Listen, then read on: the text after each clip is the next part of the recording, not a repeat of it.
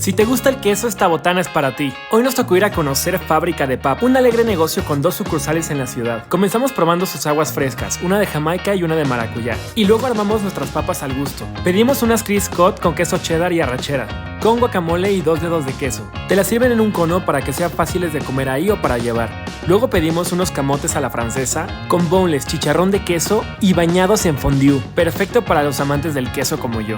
Y si te atreves a probar algo diferente, puedes pedir tus papas dulces. Yo pedí crema de malvavisco, cajeta y galleta Oreo. Un postre súper alternativo. También hay malteadas y si los etiquetas en tus redes te dan fondue extra. ¿Se te antoja?